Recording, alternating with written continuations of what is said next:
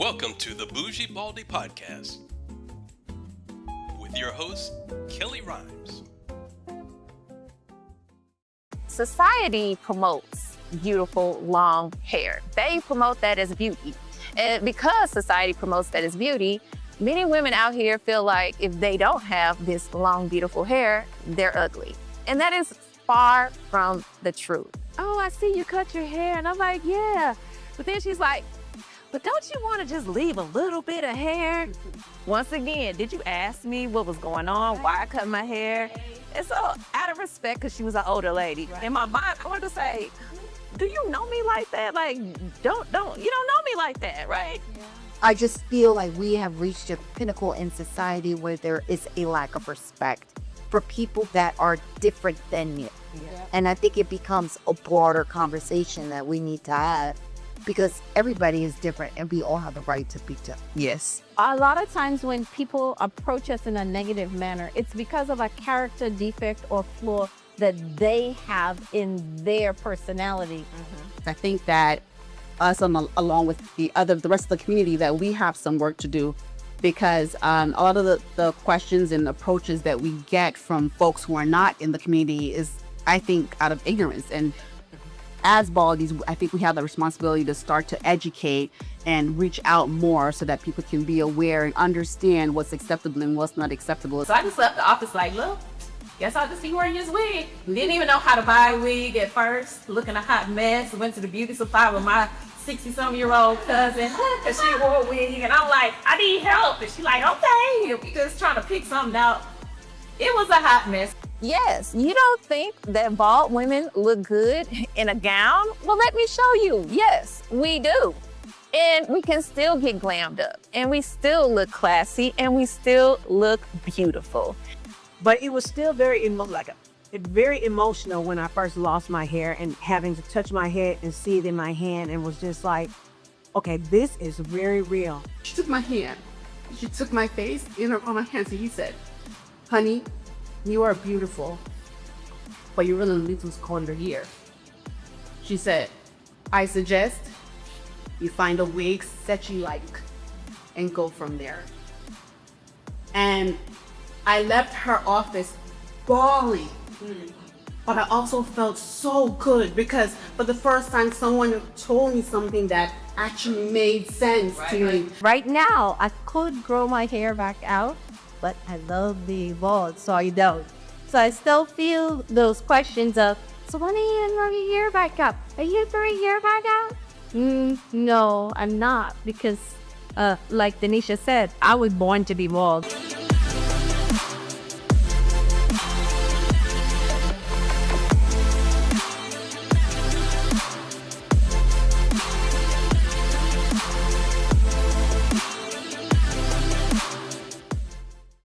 Hey, welcome back to another episode of the Bougie Baldie Podcast. If you don't know me, my name is Kellie Rhymes. I am a women's hair loss support and authenticity coach.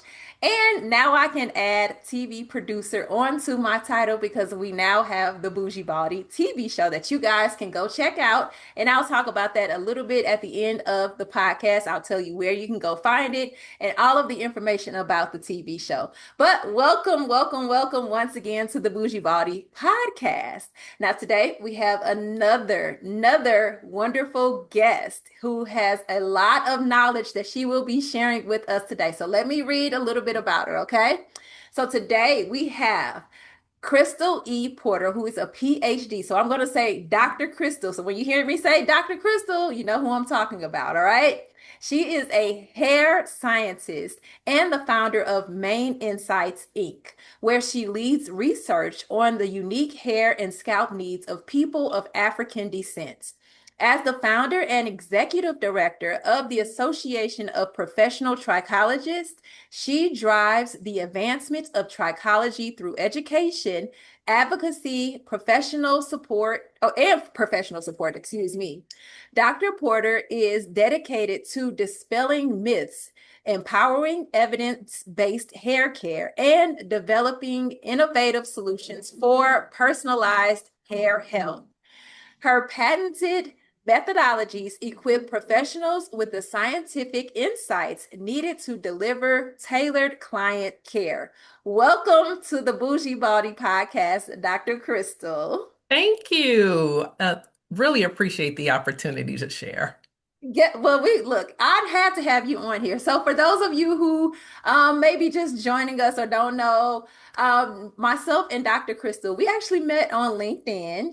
I reached out to her. We've been connected for a while, but we never actually hopped on a phone call and just talked to get to know each other. So when we finally were able to do that, I was like, yeah, I have to have you on the podcast. She is very knowledgeable. And I initially thought that Dr. Crystal was a trichologist, and I didn't realize there was more behind her. She is a hair scientist. Okay, so we're going to get into that. I'm going to let her explain the difference between the two so that you guys can really understand what a hair scientist is. So, Dr. Crystal, you have an undergrad in biochemistry and a PhD in chemistry. So can you explain how that sets you apart as a hair scientist versus a traditional trichologist? Right. So the degrees don't necessarily equate to me becoming a hair scientist. That was just the foundational knowledge that I obtained, and which got me in the door. And so the biggest part of what sets me apart is my training. So as a undergraduate, I got training like most undergraduates would get in chemistry and biochemistry. But for my PhD, I did research, and it was more polymer science. And when I say polymer science, it was more about the mechanical or understanding the mechanical properties of polymer materials. So if you think about plastics, and I think we're going to talk a little bit about hair extensions during the podcast. So if you think about hair extensions, the synthetic ones, that is like the type of material that I would test to understand how it behaves, like how does heat impact the integrity of the hair. And so that set the foundation for a company called Unilever. That's where I got my start in cosmetic science. And they saw my background and they hired me because that was a way my background prepared me to be able to understand the impact of what you do day in and day out with your hair. So the environmental stresses, the products that you use, how you manipulate your hair. So all those different variables on hair quality. So that's what laid the foundation for me to be a hair scientist. And so I can understand a lot of people do think that I am a trichologist because they say, oh, if you are the founder of the Association of Professional Trichologists, they say, oh, you must be a trichologist. But if you break down the word of trichology, it really does mean the study of hair. So hair is the trichos part, and then ology is the study of, so study of hair. Okay. And trichologists are traditionally, mostly, not all the time, but they could have an expertise in cosmetology or, being a hairstylist. And they get more understanding or deeper understanding about diseases of the hair and scalp. So people have different definitions. I'm not going to go down a rabbit hole, but that basically is what sets someone apart from being just a hairstylist. They have a better understanding, or they have studied more about diseases of the hair and scalp. And so while I have that background as a scientist, I personally do not touch hair that is on someone's head, unless they're a friend of mine and, we're playing around with hair, just being, girls. Okay. But for the most part, I don't manipulate people's hair. And most trichologists have some degree of manipulation, unless they have a remote business where they give advice based on the information that they know. They can acquire information about what's going on with their particular clients and maybe help them from afar. But most trichologists do have a hands-on approach in serving those who have a problem with their hair and scalp. Okay. So with your degrees, what made you say, you know what, I want to specifically focus on hair? Like, what made you just go in that direction? Yeah, so if I'm brutally honest, I have to say that it chose me and I didn't choose it. Okay. I actually had two job offers when I was graduating. And the first job offer I wanted to take, but it would have required me to move to a place in the US that my husband was like, nope, I'm not going there. So I'm not going to put any shade on that place. I actually still think it's a fine place to be, but he wasn't interested in moving. And so by default, I actually landed in what I said at Unilever. And I didn't know it at the time, but it was a very, very good decision. I've met and worked with people who are fantastic. And yeah, that is what laid the foundation for me to become a hair scientist. Okay, interesting, interesting. So it fell in your lap. It did. It did. All right, so let's kind of move on because I want to know more about like toxins and things in hair extensions because we've heard things like in the last, I want to say probably over a year ago, probably now, where people started talking about braiding hair, how it has toxins and things and just all kinds of things that we did not know, which we'll get into that. I'll let you explain. But the research has basically shown that some of the hair, I'm not going to say all, but some of the synthetic hair has like formaldehyde or other toxins in it. So what are those long-term health risks and like what comes with that? If you have that type of hair that has those toxins in it, how can that pose a health risk to someone out there? And how can manufacturers be held accountable? Mm. So let me first talk about how that even came about, So Consumer Reports at the beginning of last year, if I'm not mistaken, came out with an article that talked about how they did analysis on different types of hair extension brands. And they found a number of, I'm going to say chemicals in quotes.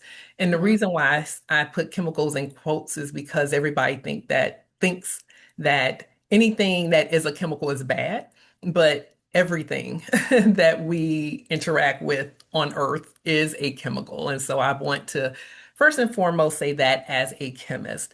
And so they had a number of ingredients that make up the hair extensions that can be of a concern.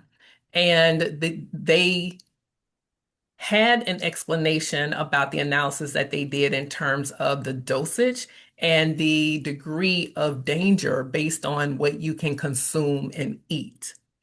And no one is eating any of the hair fibers. Well, I mean, there is a condition where, you do eat hair fibers, but if you don't, most people are going to be okay. But there is the propensity of, whatever you treat the hair with or how you manufacture the fibers that can be of concern. And what I mean by that, for example, a lot of synthetic fibers are made of polyvinyl chloride or PVC, acrylics like Credentialing is an acrylic, and nylons and even some polyesters.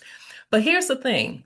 I gave you all the different types of plastics that hair can be made of, but that is an unregulated area. And so no one who manufactures these fibers are made to tell you what it is. They don't have to tell you what the process is. They don't have to tell you about the solvents. And when I say solvent, that is something like, I'll just keep it simple. If you put salt in water, water is the solvent. It's what the salt is dissolved in. And so when you have plastics and you extrude it, you want to soften the plastic in such a way. And usually that softener is the solvent.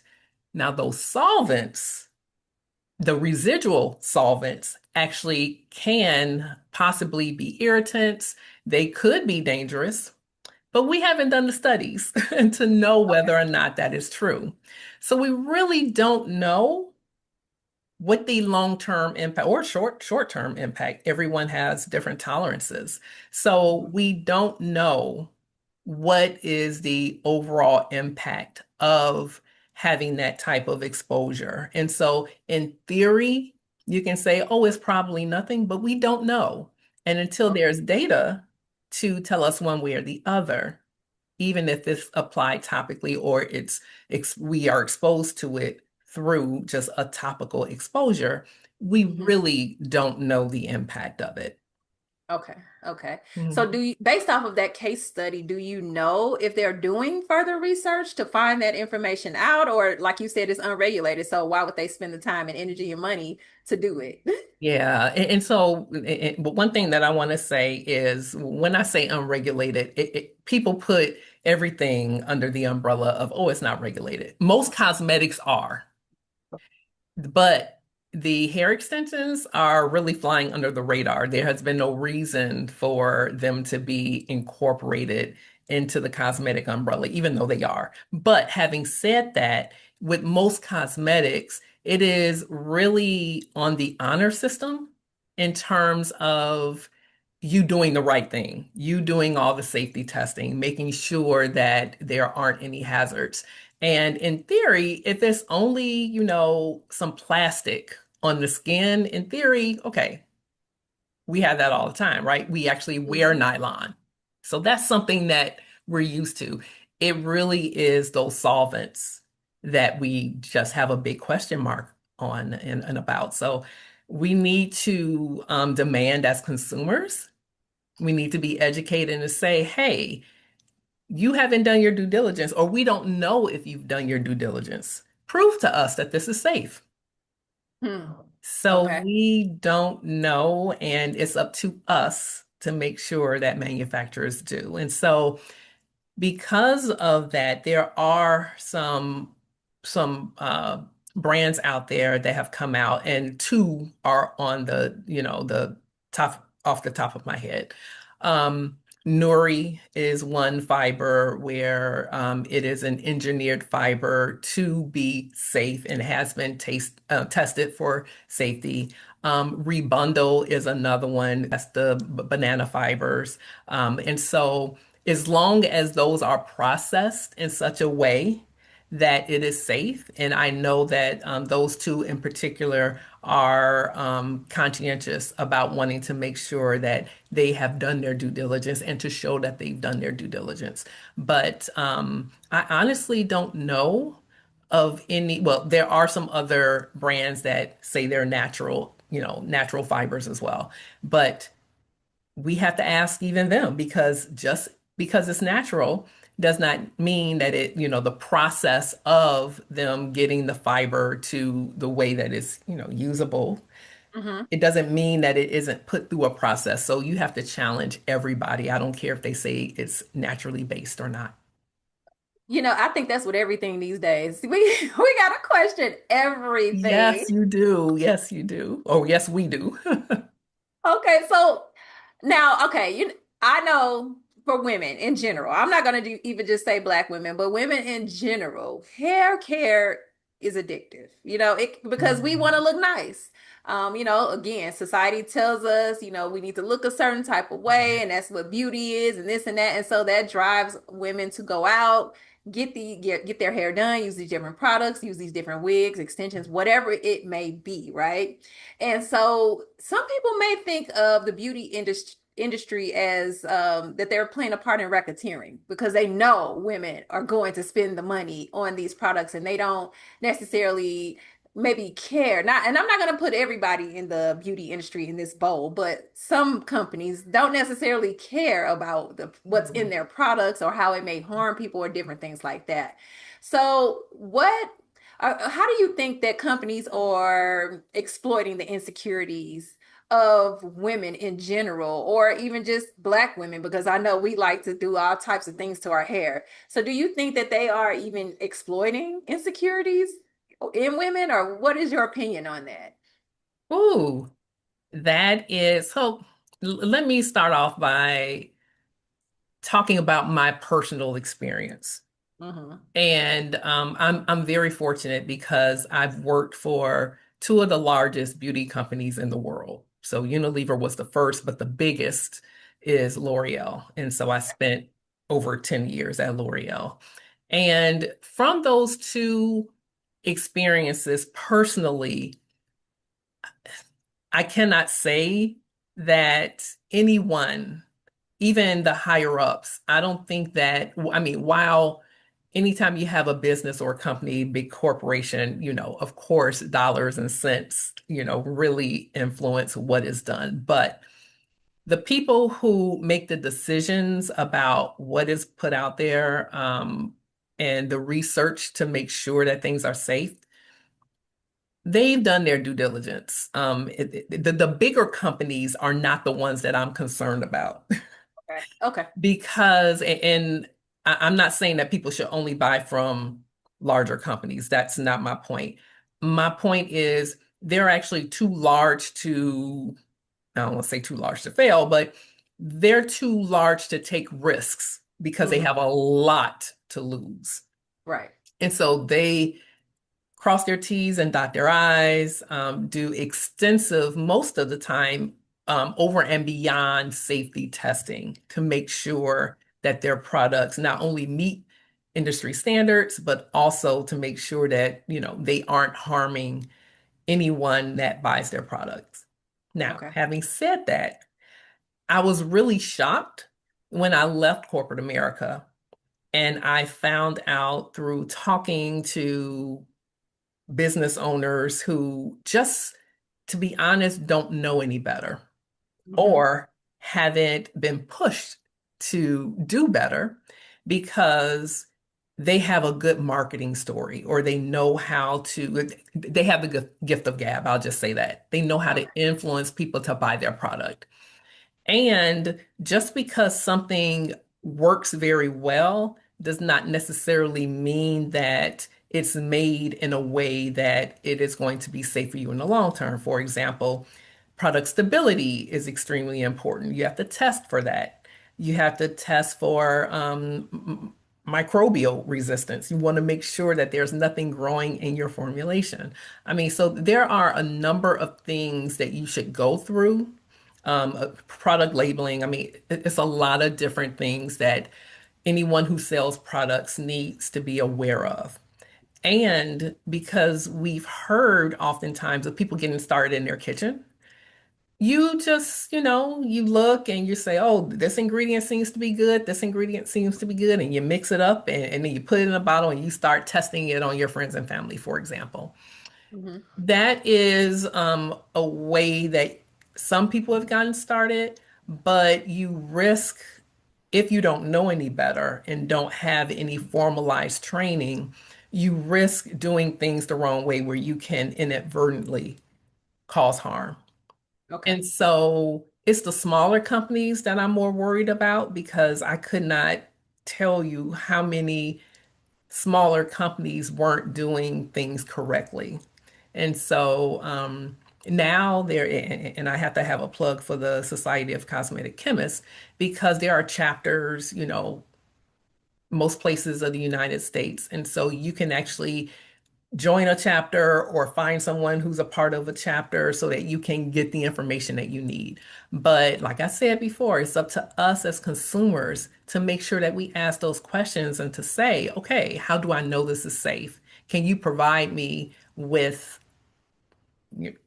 data or so it's hard for smaller companies to get data, and that's actually why I exist.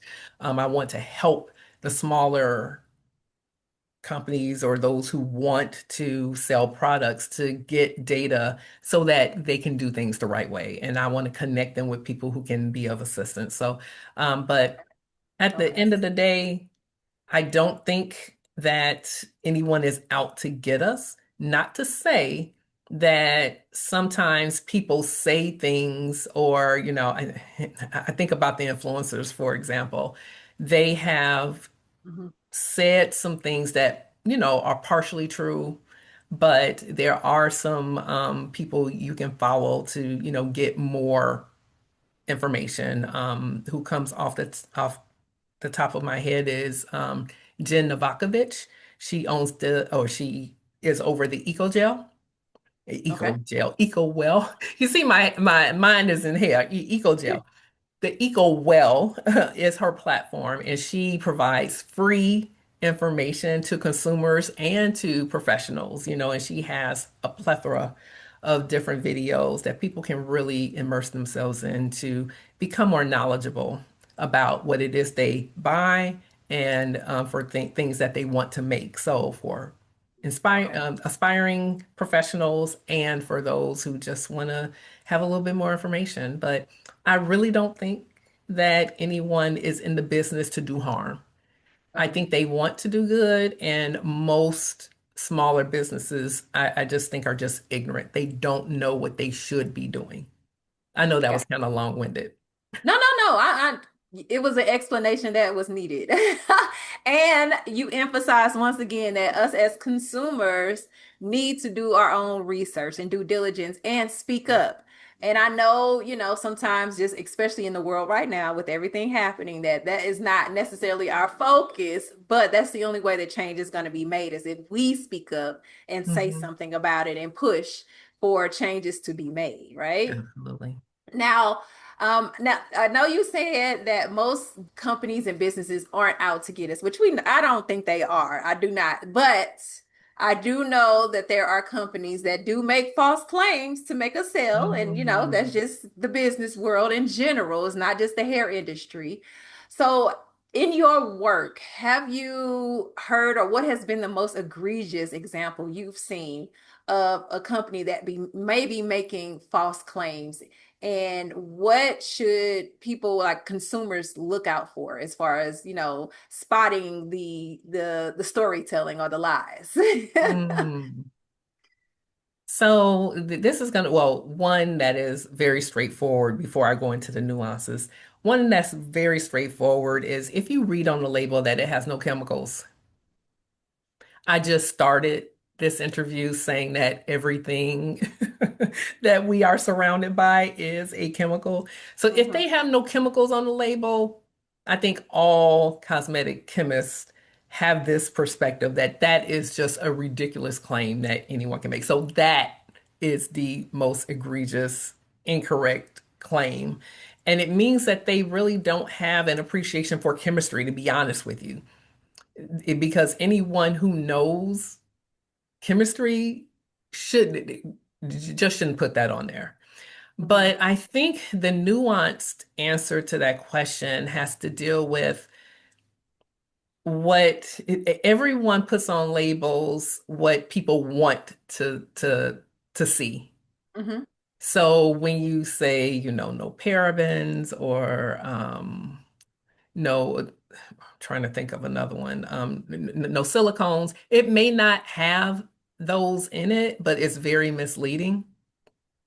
Um, and I want to say the nuance is people have in their own mind what they want to buy or like ingredients that they want to see. And it doesn't always mean that those ingredients are good for you because I have found out like as I'm getting older, Mhm. products that I used to be able to use, I can no longer use them. Yeah. And Yeah. it's very upsetting because they work for me and I am not a product junkie. And so when I have to go find something else, I'm like, oh, this Mhm. isn't working for me anymore. And not that it's not working for functionally for my hair. It means that my body is responding in a negative way and I just can't use it anymore. So when people say, oh, this is all natural, it could be all natural, but it doesn't mean that it's right for your body. Okay. And that's the nuance and thing that we have to be in tune enough with our body to know what's not good for us or when our body is going to reject it and show signs one way or the other with itching or redness or even neurological symptoms. You could Mhm. actually, feel that something is different. And then it'll go away if you stop the product and then it'll come back when you resume it. And so sometimes it's like a experiment that you have to do with yourself just to, play around with what is compatible with your body. And your body is not the same from day to day. Everyone is talking about how the environment is influencing our health. And that has to do with not only what we eat and what we're around, but also what we put on our bodies. And the other thing that I hear a lot of people talking about is, oh, if I can eat it, then it's going to be good for me to apply topically. And that is not true either. And so we sometimes tell ourselves things that sound logical, but it really isn't. And I'm glad you said that, because I know for myself, when I had hair and I would use different products, I never thought about, oh, this is making me feel this way or that way. So the fact that we need to start paying attention to those, because, some people will do that. Some people do pay attention to how products make them feel. But I think that comes as we get older. When we're younger, we're like, oh no, let me just use it. Everybody's using this, and they said this works, so I'm using it too, and not even considering if it's causing the dandruff or, causing reactions on your scalp. You're just like, oh, okay, keep it moving. Because I know that's exactly how I was. And I know a lot of my friends, I mean, we never really, when we were younger, I should say, did not question what we were putting in our hair or what we were doing. Because, when you're young, you're just like, okay, we're just going with it. And I've been a scientist in training for a very long time, and I was the same. So I don't want you to think that. So I'm glad you pointed that out, because there are some young people on here and people just of all ages that need to really understand you got to start paying attention to your body and how your body responds to different things. Yes. Yes. So now let's talk about maybe some change in the industry and pushing for change. So are there any specific reforms that you may be fighting for, or someone to that consumers can support to help change how the industry, like the wig industry or maybe just synthetic hair or anything in the hair industry? Are there any specific reforms you may be kind of fighting for that we could support? That's really, it's nice that you asked that question. And I'm biased because the first thing that came to mind is the Association of Professional Trichologists. So while I am not a trichologist, even though I definitely fit the definition of trichology, the study of hair, that is one of my passions, because as a researcher, my opinion is that there's so many more questions than there are answers. And me and my peers and colleagues, there aren't enough of us to be able to make the impact that is needed in the industry. And so when I first got started and I wanted to collaborate with hairstylists, I found out that they weren't very forthcoming with a lot of information, and they almost acted as though they felt threatened, even though, I mean, I cannot say that I was not the reason for that. I know that sometimes when we have white collar jobs and we may speak a certain way or ask questions, because I'm always asking questions, that could make someone uncomfortable. So I'm not saying that I wasn't the reason for some of the stylists being guarded. But I wanted to partner because I see that there is a way for us to collaborate where it's a win-win, where we can, as researchers, answer some of the questions that we have, like formulation questions. The hairstylists have their fingertips literally in the data that we as researchers need. And so when I wanted to collaborate, I found trichologists were the ones who I think were more conscientious, because when you study cosmetology, you're given foundational knowledge about how to style hair. But when there is no hair, then what? And so some hairstylists are like, I don't want to deal with that issue that you're having with your hair. I got trained to do hair. I want to make you look and feel beautiful.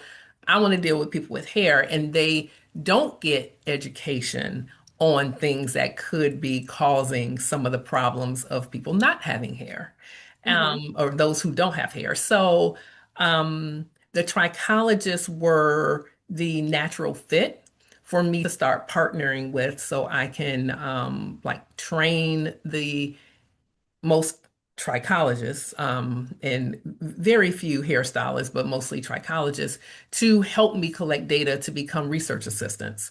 So my passion, I gave that as a backdrop because my passion is for the field of trichology that does not have worldwide standards. So the definition of trichology is pretty much the same everywhere in the world, but the way they practice trichology differs vastly. Here in the United States, there really is not, I mean, they have entities that teach the fundamentals, but not everyone is aligned. Like, for example, if you go to an accredited university, there's, a foundational set of standards that you must adhere to. That does not exist in trichology. So that is what the Association of Professional Trichologists, that is what our mission is. We want to be able to raise standards, and set the standards and do credentialing to make sure that when the general public is looking for someone who needs an expertise, that they actually can find someone who actually is conscientious about making sure that they are aligned with an organization who can have those standards. So when we start our credentialing at the end of this year, that is something that we are proud of, and we are not doing it ourselves. This is something that we believe is best done when you collaborate with others, because as I said, all around the world is done differently. So why would we try to reinvent the wheel when there are experts in other parts of the world who can actually give us the foundational information? And so when we go to have the credentialing, we'll have subject matter experts from people all over the world, so that when the public needs to rely on someone, they can come to the Association of Professional Trichologists, look at the membership directory, and have a higher amount of confidence that this person is going to be able to serve them. And so when we start having the standards, then, everyone will have to elevate. And that brings me to my next point, which I want to say this first. I think I was speaking with you, I think it was, or someone else, when I learned, because when I thought about trichology, I just thought everybody went through the same level of training and became a trichologist, which I learned, no, there are different levels of training, different levels of trichology. But let's go into trichology, and then it's not a medical degree, right? It isn't a medical degree per se, right? Not to my knowledge, not to my Right. knowledge. So let me back up. Okay. Here in the United States, it is not that way. But there are professionals who do practice trichology who are medical doctors in other parts of the world. So while that training does not exist here in the United States, it does not mean that elsewhere. So my mindset was thinking about the US when I said that. But yes, they can be medical doctors in other parts of the world. So they could be medical doctors with training as a trichologist. Yes, where their focus is on diseases of the hair and scalp, because not all physicians have the knowledge or expertise to be able to navigate the nuances, because you have to consider so many other variables that could be the cause of some of the ailments that people have. For example, a lot of women of African descent do not cleanse their hair every day or every 2 days or every week sometimes. So these are things that need to be considered when you are recommending a treatment, or when you are making suggestions in terms of how someone should style their hair for the particular ailment or issue that the patient would be having. So you have to understand all the different types of alopecia because there are several. And Yes. so you have to be trained in that, even if you are a physician, and not all physicians are trained that way. Okay, so that people aren't misled, right? We have medical doctors who have a training and specializations or certifications in trichology.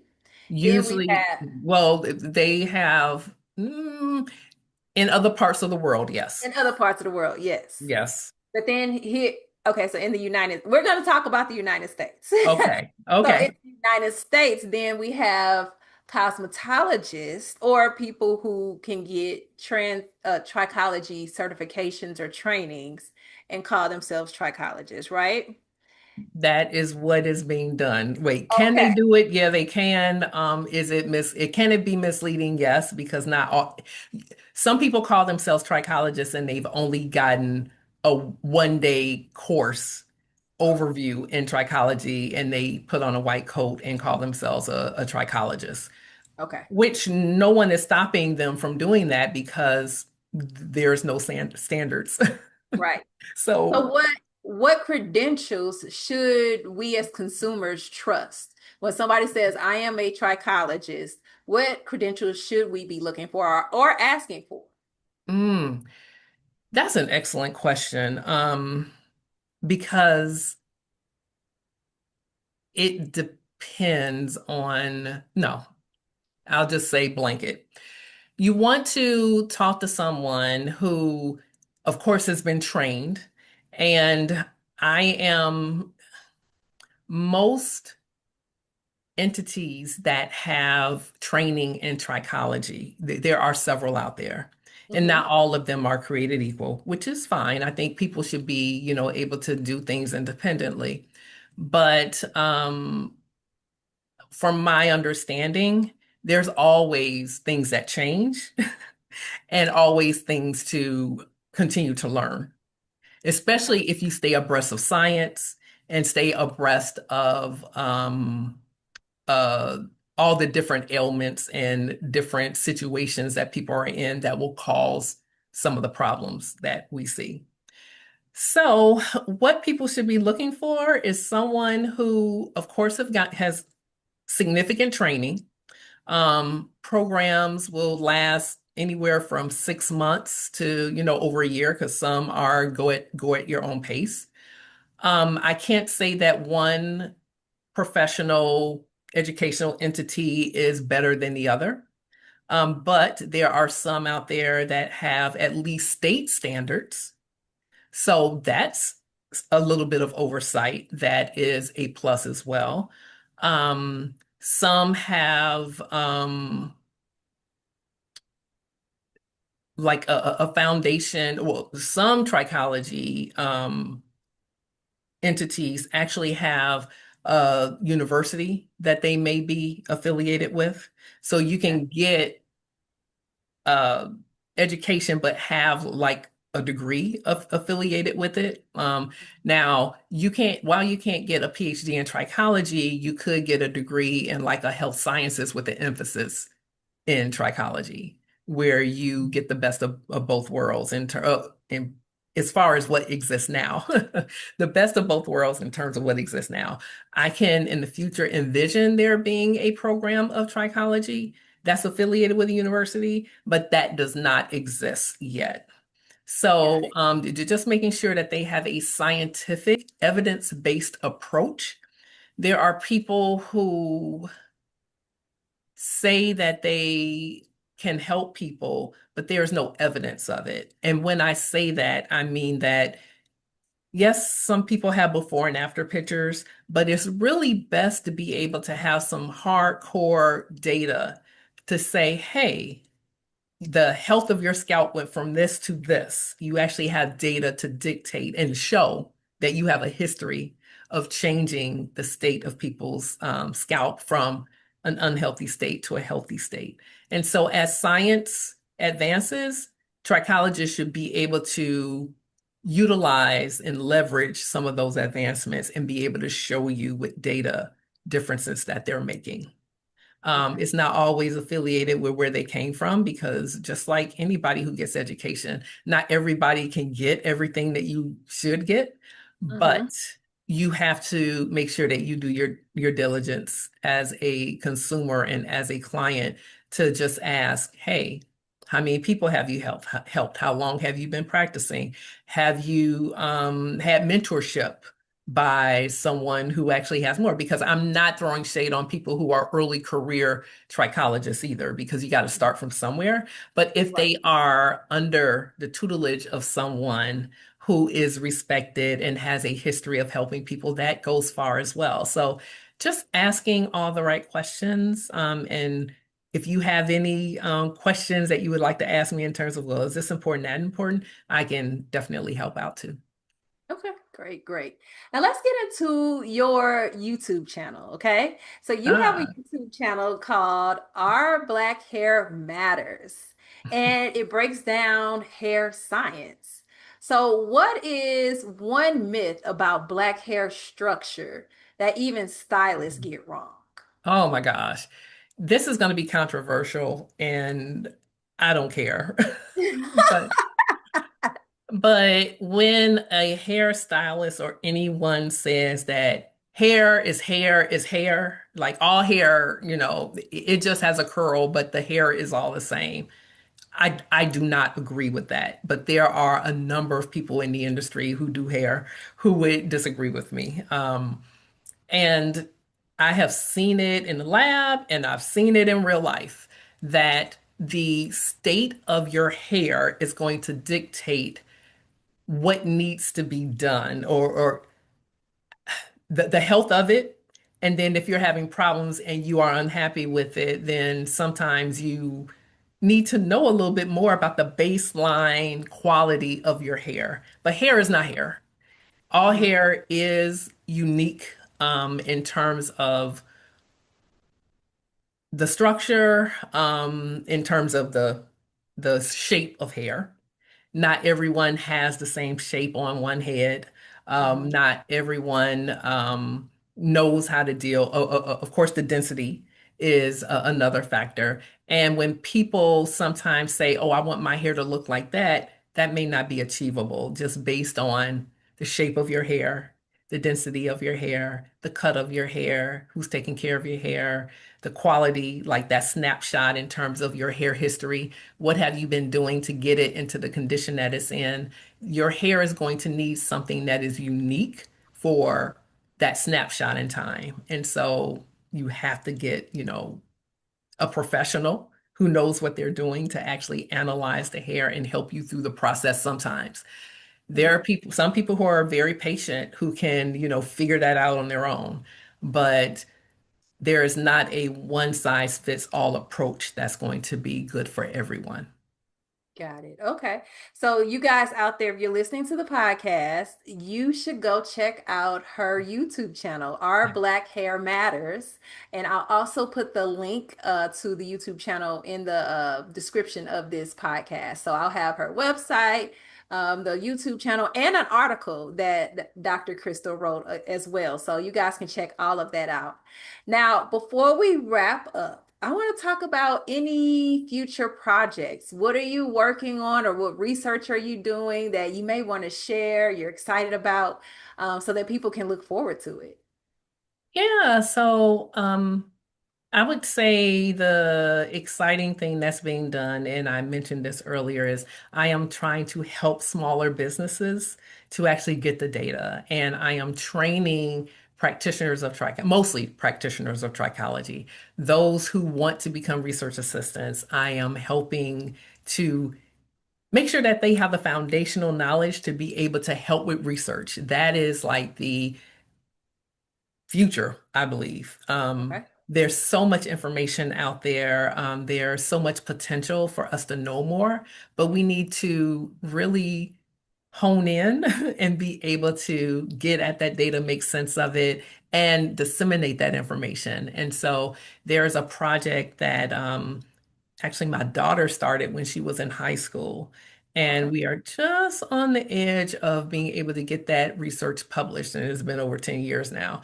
But you'll be seeing more publications, not only that being a foundational way of looking at how the state of your scalp can dictate whether or not you have a higher propensity of hair loss. So these are foundational research efforts that will get to that as we build upon it.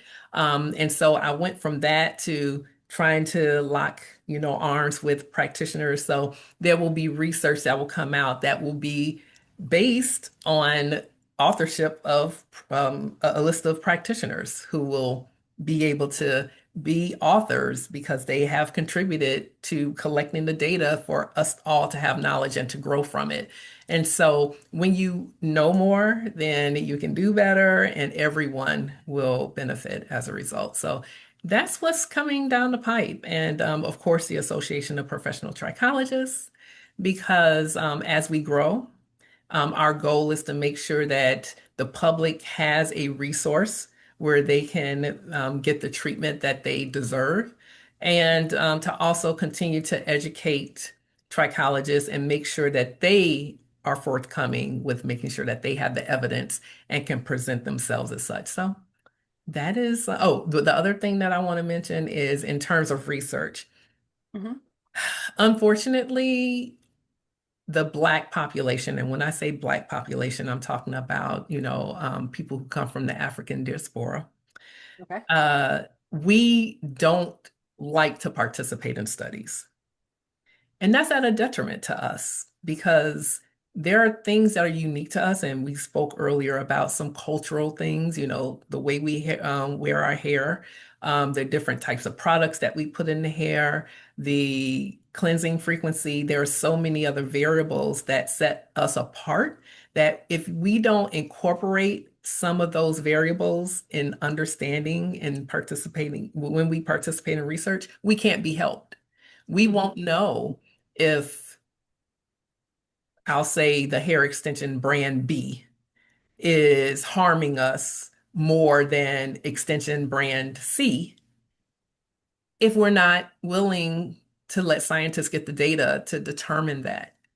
So we can't help our population if we don't have anything to go by. And so one thing that I want to take the opportunity to say is we need people to find trusted scientists. And I mean, I don't know if you consider me trusted or not, but I